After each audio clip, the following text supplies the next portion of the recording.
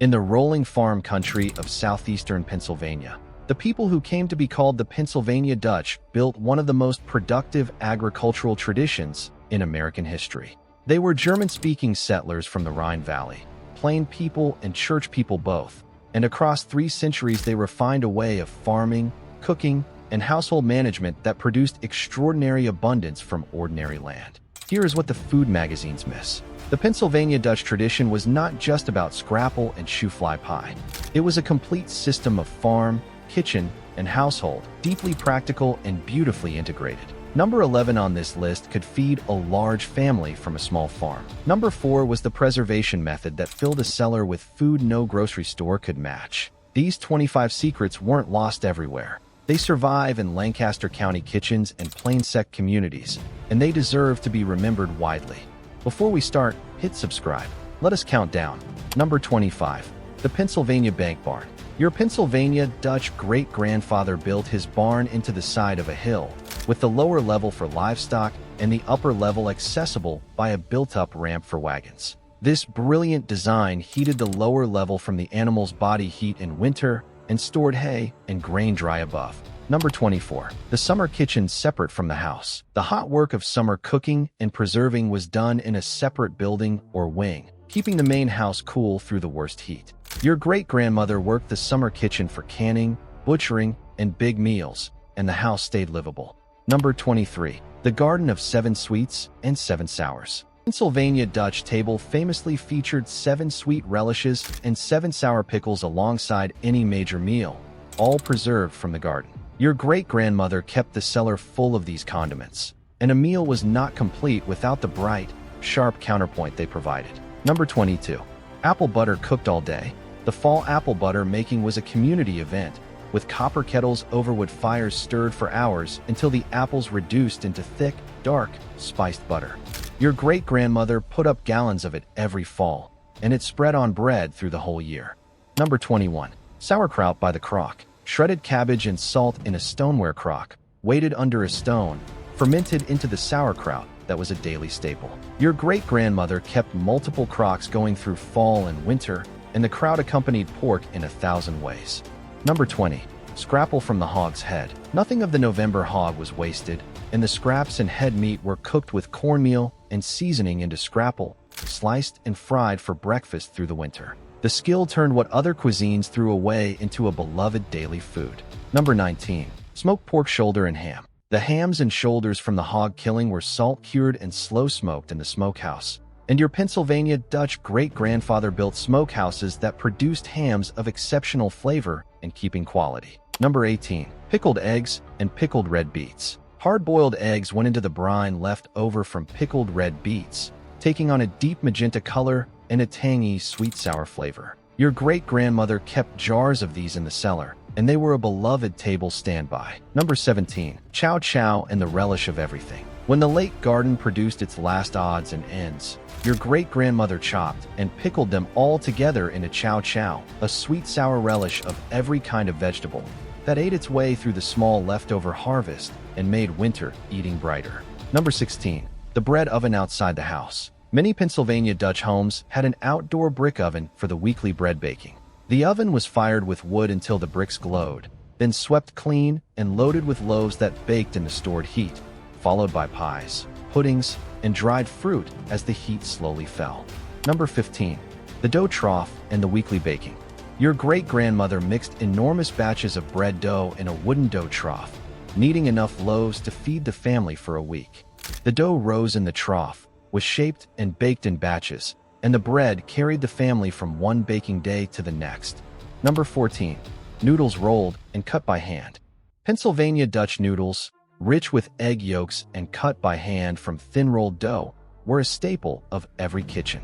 Your great-grandmother rolled out sheets of noodle dough on her kitchen table, dried them, and made chicken pot pie and other dishes from them. Number 13. The shoofly pie and the molasses kitchen.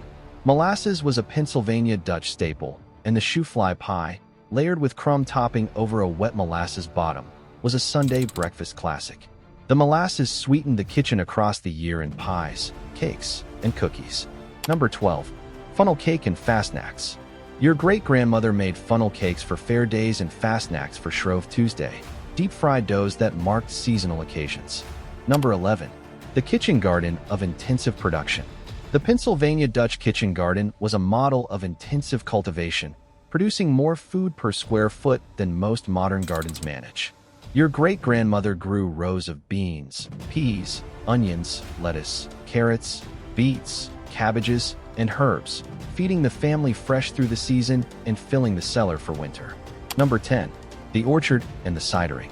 Most Pennsylvania Dutch farms kept orchards of apples, pears, and stone fruit, and the fall cidering was a major event.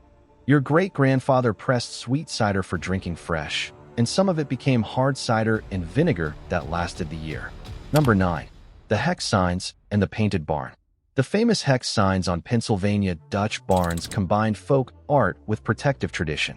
Your great-grandfather painted his barn proudly, and the signs were both decoration and identity. Number 8.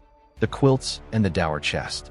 Pennsylvania Dutch quilts were renowned for their bold patterns and fine workmanship, and your great-grandmother filled the dower chest of every daughter with hand-stitched quilts and linens made over years of careful work. Number 7. The frock tours and the family record. The folk art of frock tour, decorated calligraphic documents recording births, baptisms, and marriages, preserved the family's history in beautiful form. Your great-grandparents kept these records carefully, and they remain valuable both as art and as genealogy. Number 6. The dialect and the family table. The Pennsylvania Dutch dialect, a form of German, was spoken at home for generations, and the family table was where it was used most. The dialect carried recipes and ways of thinking that bound the community together. Number 5. The plain dress and the Sunday clothes. Plain-sect Pennsylvania Dutch families dressed plainly as a religious practice. Your great-grandmother sewed everything by hand, and the family wardrobe was modest, durable, and reflected the values of the community. Number 4. The cellar full of canned goods. Your great-grandmother canned aggressively through the summer and fall, and the cellar in November held hundreds of jars of vegetables, fruits, meats, and preserves. The cellar was the family's food security through winter and well into the next summer. Number 3. The mutual aid of the community. Pennsylvania Dutch communities helped each other through every major task and crisis. Barn raisings, weddings, funerals, and illness all brought neighbors with food and labor, and the bonds of mutual aid were as strong as the farming knowledge itself. Number 2. The careful stewardship of the land. The Pennsylvania Dutch became famous for keeping their farms productive across generations, rotating crops, building soil with manure, and treating the land as a long-term inheritance rather than a resource to be mined. The result was farms that grew more fertile across centuries. Number 1. The integrated household and farm.